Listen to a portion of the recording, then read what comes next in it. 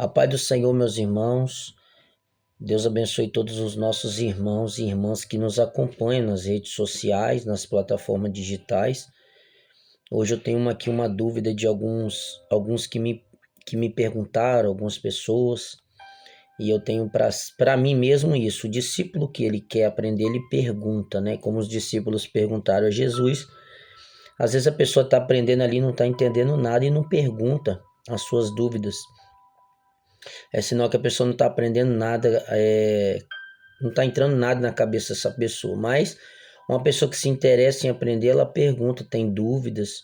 Até eu mesmo, como estudante da palavra e professor de teologia, eu também tenho minhas dúvidas. Então, às vezes eu recorro a alguém acima de mim. Então, você tem também que ter essa força de vontade de querer aprender. E antes de entrar no sábado, se é para cumprir ou não o sábado, né? Eu quero aqui falar com os irmãos alguns irmãos que me acompanham têm outras denominações, né? E, e a gente temos que tomar cuidado porque eu sou um apologeta, eu sou um defensor da palavra de Deus, né? Eu estudo para isso, para defender a palavra. Então, não é contra as pessoas. Talvez eu não quero aqui ofender as pessoas, mas eu quero aqui combater algumas coisas que são ensinadas equivocadamente, que não estão na nova aliança em Cristo Jesus. Então, eu vou defender aquilo que eu aprendi e acredito. Então, não é contra pessoas, mas sim contra a religião em si, que são seitas, né? Tem muitas denominações que muitos irmãos bons mas estão sendo ali enganados por falsos ensinamentos. Esse aqui é o meu ponto e hoje nós vamos falar sobre o sábado, né, essas curiosidades bíblicas que eu tenho gravado com os irmãos, além da teologia básica, além também do Velho Testamento que eu estou acabando de gravar. Ano que vem a gente já começa a falar sobre o Novo Testamento. Então, eu quero aqui, antes de falar do sábado, eu quero pedir que você se inscreva no canal, deixa seu like, né? E nos ajuda, porque me ajuda muito. A plataforma YouTube, ela vai notificar outros a saber esse conteúdo e que você gostou e está compartilhando. Amém, queridos? A pergunta de vários irmãos, já há algum tempo eu quero gravar esta aula, é sobre a guarda do sábado. E hoje, propriamente dito, hoje é sábado, né? Jesus, ele cumpriu a lei no sábado, ele ajudou, coisas que os fariseus não faziam, né? Eles adotavam a defender a lei, mas eles não cumpriam uma parte e outra parte eles eram rigorosos ao ponto de não cumprir, né? Por isso do perigo da religiosidade. Você defende tanto que é tanta defesa naquilo que você defende que você não acaba cumprindo aquilo que você defende. Isso é religiosidade.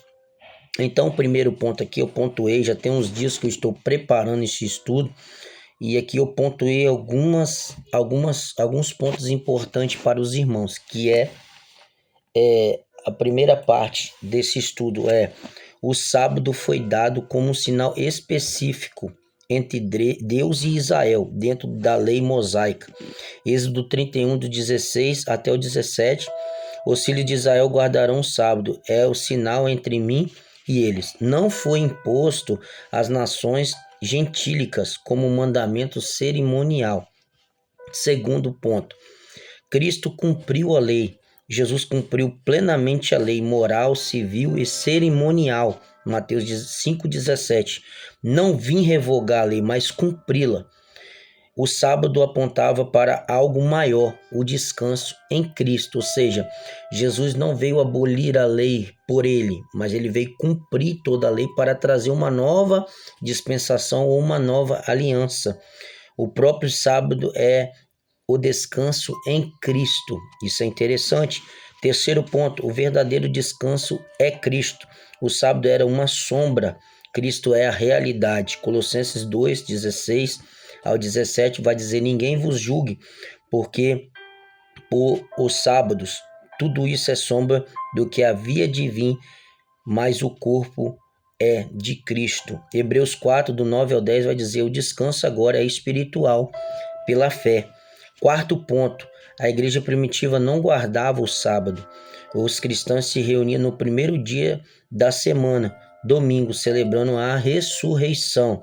Atos 20, verso de número 7 e 1 Coríntios 16, verso de número 2. Se o sábado fosse obrigatório, os apóstolos teriam ensinado isso claramente aos gentios, Atos capítulo de número 15. Quinto ponto, a salvação não depende de guardar dias. A justificação é pela graça, mediante a fé, não por observância de dias. Gálatas 4, do 9 ao 11, Romanos 4, 12, do 5 ao 6, cada um esteja plenamente convicto em sua mente. Sexto ponto, o princípio permanece, não o rito. O princípio do descanso, adoração e santidade continua. O rito do sábado literal não é exigido na nova aliança. Hoje, o cristão descansa em Cristo todos os dias, vive uma vida consagrada continuamente e celebra a ressurreição no dia do Senhor. Nem no domingo, propriamente dito, que muitos teólogos defendem também, né? Eu acredito que o sábado por inteiro, através de Cristo Jesus, ou no domingo para alguns na nova aliança, nem sábado nem domingo simboliza coisas nenhumas. Por quê? Porque Cristo veio, cumpriu as 613 leis e nele se cumpriu tudo. Toda a sombra do Antigo Testamento se cumpriu em Cristo por inteiro, plenamente, completamente. Ou seja, nem o sábado nem o domingo, ou seja, a gente está fazendo, se a gente guardar o sábado ou o domingo, a gente está fazendo uma prática judaica, ou até mesmo no princípio que Deus ele guardou o próprio descanso dele no sétimo dia que haver feito tudo. Então, o princípio do descanso é adoração e santidade continua a Deus. Então, todos os dias não é somente o sábado para alguns ou domingo para os outros. Todos os dias é dia de santificar, glorificar ao Senhor, devotar a sua vida no Senhor todos os dias. Então, não é somente um dia, ou no sábado ou no domingo para alguns. Isso que a gente temos que entender, né? Hoje o cristão, ele descansa em Cristo todos os dias, vive uma vida consagrada continuamente de segunda a segunda e celebra a ressurreição, o dia do Senhor todos os dias, não tem um dia específico. É isso que nós devemos entender. E outra prova também, depois da conclusão aqui que eu vou ler, é que no Novo Testamento não tem referência nenhuma do sábado. Só vê Jesus retrucando os fariseus, porque os fariseus ali compararam, né, os discípulos de João Batista com os discípulos de Jesus, né?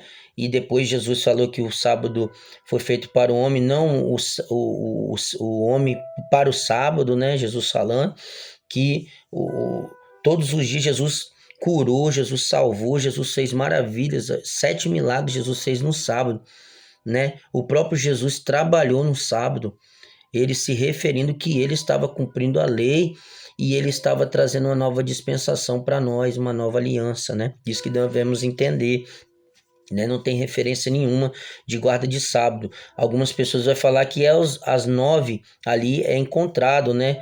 Dos 10 mandamentos. Somente o sábado que não vai encontrar no Novo Testamento referência nenhuma no sábado, né? A gente vai ver algumas citações de Cristo revogando as práticas erradas dos discípulos, não fazendo menção para guardar, né? Então, outros 9, a gente vai ver no decorrer do Novo Testamento, nas epístolas gerais, nas epístolas paulinas, a gente vai ver ali alguns mandamentos de Moisés sendo falados ali, e principalmente honrar pai e mãe, né? Que Paulo diz lá em Efésios, mas não a gente vai ver a guarda do sábado, propriamente dito. Então, a conclusão, você não guarda o sábado porque ele pertence à antiga aliança. Foi cumprido em Cristo, não é imposto à igreja. O descanso agora é espiritual e contínuo. Mateus 11, 28, vinde a mim e eu vos darei descanso. E outra particularidade aqui, irmãos, Jesus deixou 2 mandamentos para a gente seguir. Amai a Deus acima de todas as coisas, de todo o seu entendimento, de todo o teu coração. E segundo, amai o seu próximo como a ti mesmo. Jesus deixou 2. Há referências de algumas das leis na igreja primitiva ou nas cartas que eu acabei de falar, tem para poder complementar a nossa vida moral e ética diante de Deus. Mas Jesus deixou esses dois mandamentos para nós. Vale a pena ressaltar a relevância disso, né? Então, Jesus chamou, Mateus 11:28, vinde a mim e eu vos darei descanso. Os fardos, né?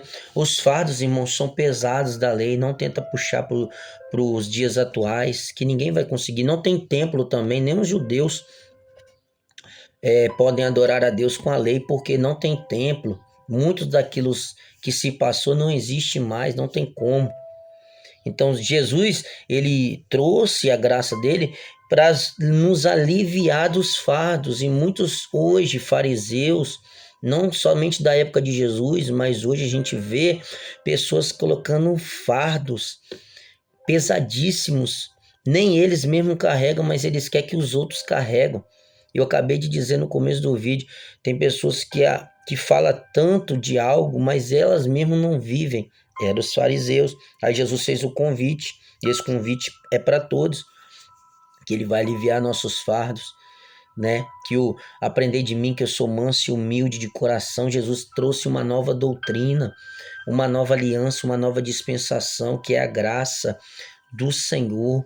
Aleluia. Se a gente for ver, a graça é bem mais pesada do que a lei. A lei, se alguém era pego em adultério, né, era morto. E Jesus falou, alguém que olhar e cobiçar já cometeu adultério. Então muitas e muitas coisas na graça são mais severas do que a própria lei.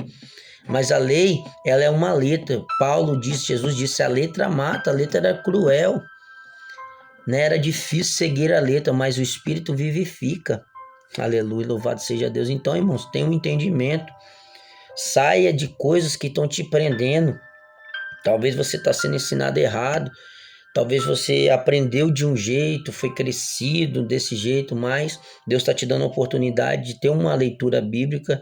Abra a Bíblia, faça comparações, né? Porque Deus, ele é um Deus de propósitos. Deus não fica ali. As alianças que se passou foram tempos e dispensações, tempos que Deus trabalhou com o homem sobre a terra, né? Então hoje nós vivemos uma das melhores, nós temos o Espírito Santo liberadamente em nosso favor. Antes não tinha, muitas coisas mudaram. Jesus trouxe um novo propósito. Até o cativo do cativeiro Jesus tirou. O seio de Abraão, o que dividia o Hades do seio de Abraão era o abismo.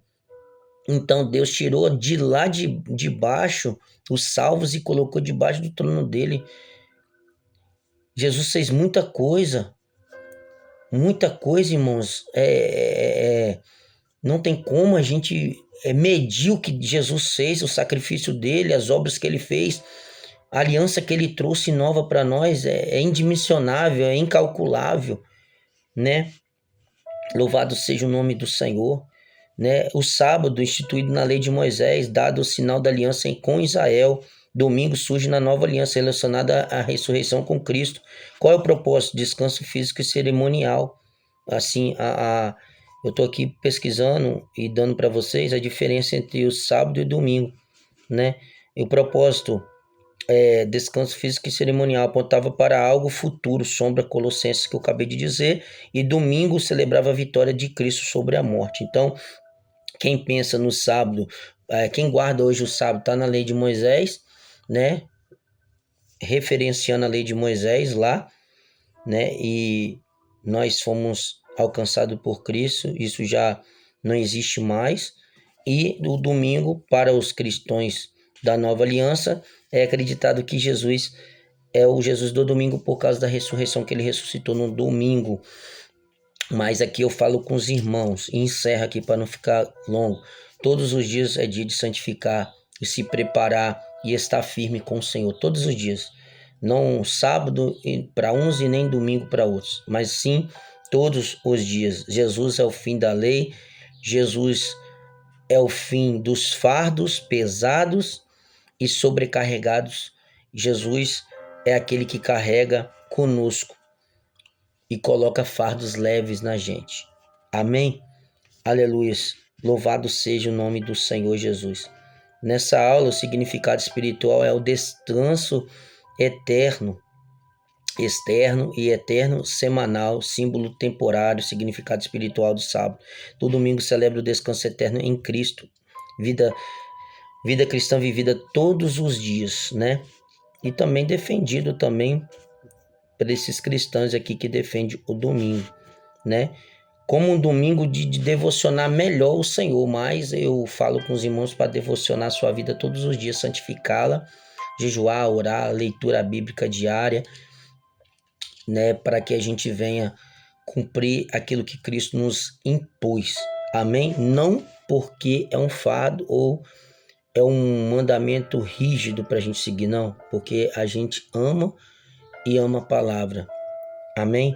Que Deus venha te dar sabedoria nesse assunto e Deus venha abrir sua mente, tirar os cobichões do seu ouvido e tirar a trava do teu olho, tirar todo o embaraço do inimigo e que você venha chegar ao melhor entendimento possível sobre esse assunto. Esses foram os pontos que eu pontuei. Espero ter ajudado os irmãos, em nome de Jesus.